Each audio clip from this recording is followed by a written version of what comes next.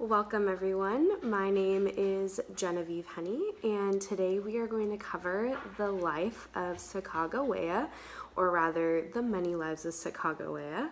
Sacagawea was a native woman who is well known and most known for her role in the Lewis and Clark expedition as a guide and a translator, all while carrying a baby on her back. She is seen as a hero symbol to women everywhere, and her story is still widely known, and she is a very celebrated figure in the United States for many different reasons. Her face has even been put on a piece of U.S. currency as a $1 coin that is still circulating today.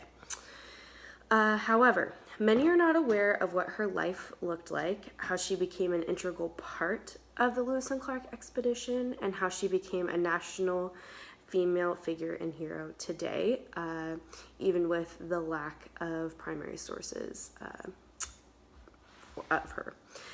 Today in the lesson, I am going to talk about how Sacagawea's story, I'm going to talk about her story briefly, then take you into a discussion about a few different narratives about Sacagawea and how those different narratives have been used in order to culturally celebrate Sacagawea through the oral history of different native tribes.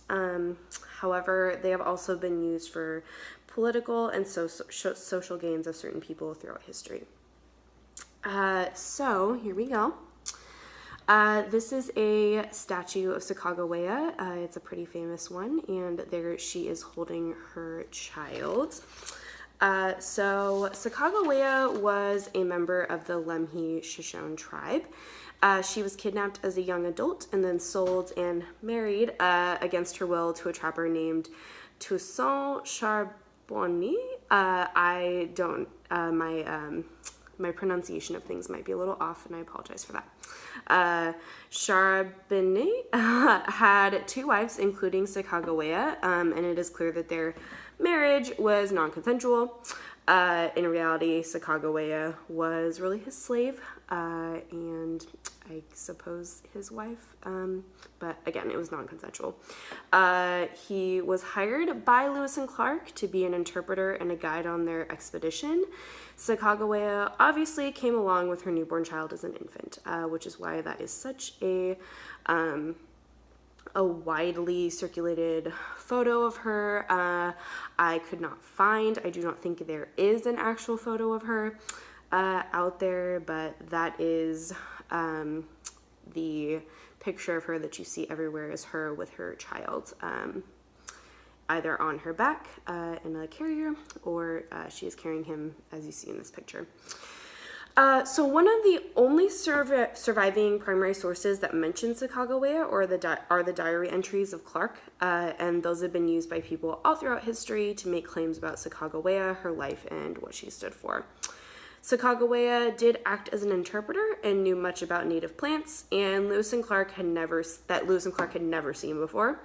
However, she had never been to the Pacific Northwest, which I don't think a lot of people know. I think a lot of people believe that she was from here, the Pacific Northwest, and so that Lewis and Clark just kind of took her along. That is actually not the case. She had never been here, just like Lewis and Clark. So once the expedition was over, Sacagawea's story gets jumbled quite a bit. No one knows for sure how and when she died, although most historians believe that she died in 1812. Others claim she left her husband, joined a different tribe, married again, and died later on in life as an older woman. Her son, Jean-Baptiste, probably not saying that right, but that was her son, the baby that's in most of the pictures, was taken care of by Clark and given an education, and he became somewhat successful in that. So that is a background on Sacagawea. So going now to talk about the primary source, that is William Clark's journal entries. So William Clark mentions Sacagawea roughly 46 times in his entries throughout the course of the expedition, and many times he does not spell her name correctly, or he refers to her as the wife of Charbonnier, and even sometimes a squaw, which is what many Native women were called back then.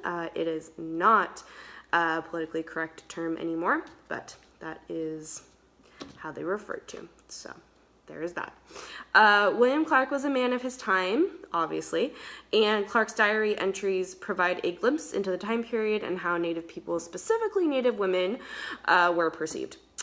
So this is a picture of her with Lewis and Clark, and she's pointing. There's a lot of art and photos, not real photos, obviously, that depict Sacagawea pointing towards the Pacific Northwest. And it is my belief and many others' beliefs that that is a symbol of manifest destiny, like go, spread, westward. So that is what I believe that means, but you can interpret it in many different ways, I suppose. So now to talk about why she was such an integral part of this. She was welcomed as a guide. So as a Native woman, she was a symbol of both peace and no harm, which Lewis and Clark needed as white men in territory full of Native Americans and people who probably weren't all that happy about just random white people coming and exploring, I suppose. So she was seen as a peace symbol, and we'll talk about that a little more in depth later. Clark in his entries did not necessarily take any kind of political stance or use Sacagawea in that way. However, many have used his writings to do just that, which is one of the reasons I'm talking about it. For a while, Sacagawea was perceived as the poster woman of manifest destiny because she was a Native woman essentially succumbing to the inevitable encroachment of white settlers to the Pacific Northwest. Now, that is a narrative. Part of me doesn't believe that that's how she was. It was just, she was a slave with her husband, just expected to do things. But that is the narrative that many have used throughout history. So Clark's diary entries about Sacagawea were a starting place for so many to assume, make narratives, and use Sacagawea in a way they wanted with the story they wanted to use. So on to the next slide. So that is a photo of the $1 coin that I believe is still circulating around the United States. I don't know if they are still making them, but there is that. So, and it says Liberty across the top, and there's Sacagawea with her son. So I am going to talk about just one of the narratives that Sacagawea was used for.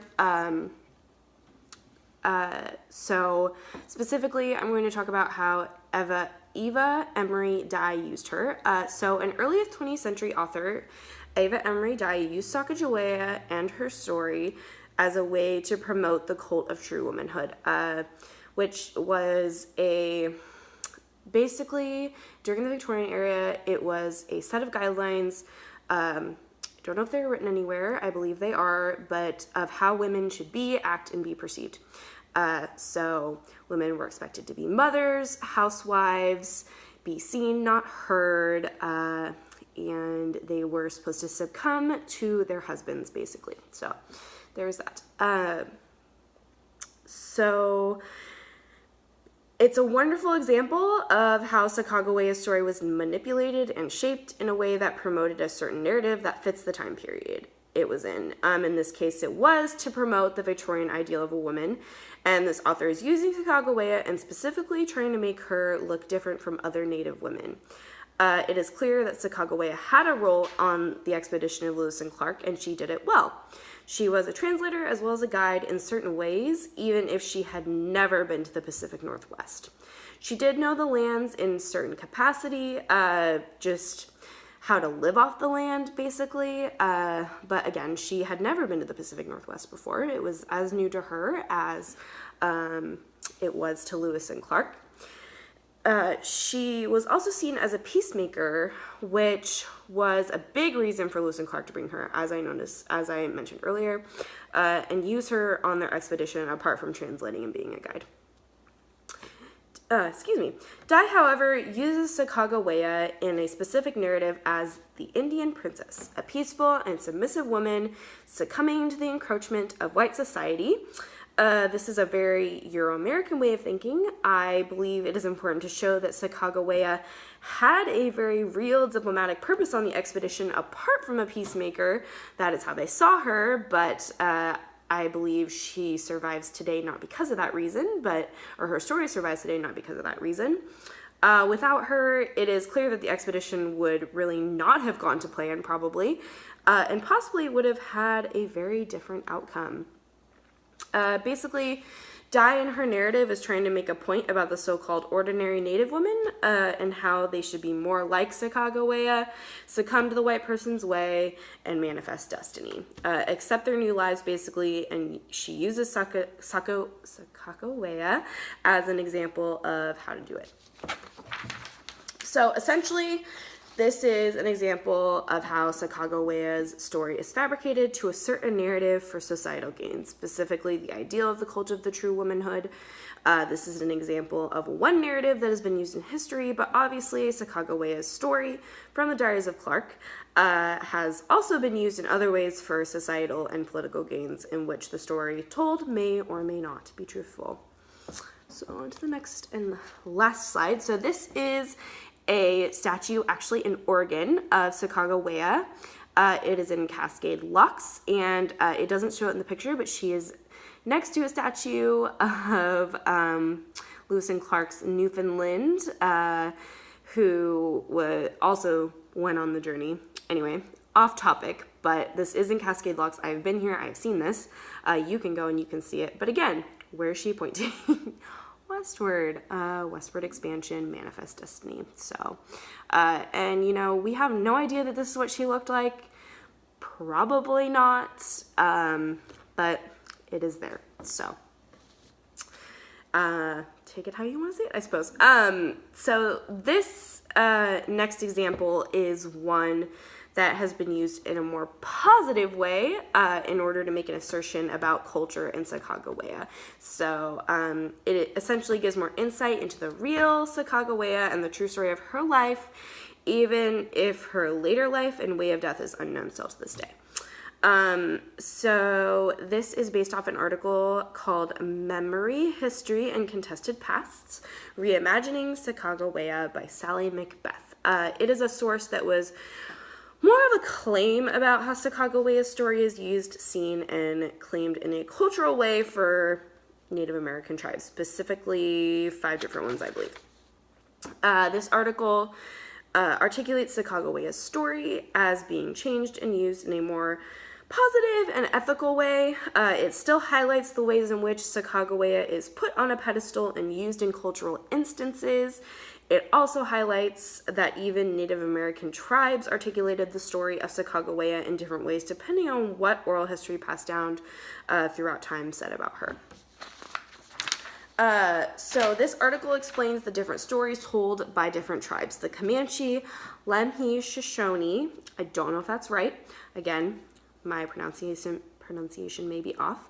The Wind River Shoshone or Shoshone, and Hidatsa. I believe that's correct. If not, I apologize. About Sacagawea's life and how they are less about accuracy, but rather cultural significance and how history can benefit from that. The different stories that these tribes tell are all different. None of them are quite the same. Some overlap in ways, some don't. But these tribes take much pride in the different ties they have to Sacagawea, and it means much to them to have her as a part of their history in whatever way they claim her. Macbeth takes a different approach to the struggle of Sacagawea and her life story. However, it is still important to see that these tribes recognize the struggle that was her life. These tribes look to put Sacagawea on a pedestal in a different way than non-native scholars and writers in the past have. Instead of using Sacagawea's story to push a political or societal narrative, tribes look to bring her a truth and honor she deserves, whether the stories they have told are historically accurate or not. It is also a good example of how even though the stories about Sacagawea's life from these different tribes are contradicting and different from one another, it is a pure example of just how Native oral history works. Stories are passed down from one person to the other, generation after generation. These stories are something very sacred to Native tribes, and it is possible for academic historians to take these different contradicting stories and possibly piece together a semi-historically accurate story about Sacagawea and her life. The tribes look to tell their own stories of struggle in their culture through the narrative of Sacagawea. Sorry about that. And her life. Throughout her life and death. And by doing this, tried to make people understand that Native oral history is just as important to the overall world of academic history, and that it is not just storytelling, but rather very valuable. Native oral history is just as important as academic history in that it can be seen as a primary source in a way, with some of the stories and oral histories being passed down from generation to generation. And we can learn a lot from these oral histories told by Native tribes. So essentially, it would be wise to take Native oral history and put that into academic history and maybe use critical thinking skills in a classroom to take those oral histories and apply them to what is said in history now. So that would be an interesting thing to do.